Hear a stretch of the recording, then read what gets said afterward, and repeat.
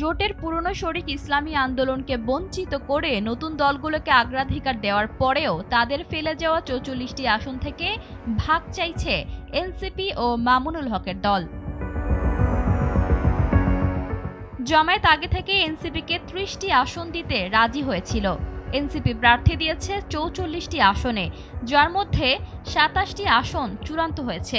এখন ইসলামী আন্দোলন জোট ছাড়া এনসিপি চাচ্ছে ওই খালি হওয়া আসনগুলো থেকে আরও অন্তত ১০টি আসন তাদের দেয়া হোক। চরমোনাইয়ের দল পিরোজপুর ৩ সহ যেসব আসন খুব করে চেয়েছিল, জামায়াত তাদের তা না দিয়ে এনসিপিকে দিয়েছে। অন্যদিকে মামুনুল হকের দল বাংলাদেশ খেলাফত মজলিসেরও একই দাবি।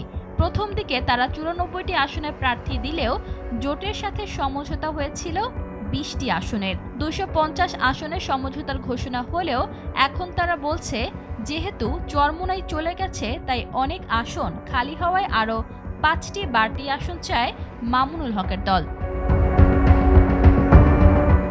জামায়াত চাচ্ছে চরমোনাইয়ের ছেড়ে দেওয়া ৪৪টি আসনে নিজেদের প্রার্থী দিতে, কিন্তু এনসিপি ও খেলাফত মজলিস সেখান থেকে ভাগ চাইছে।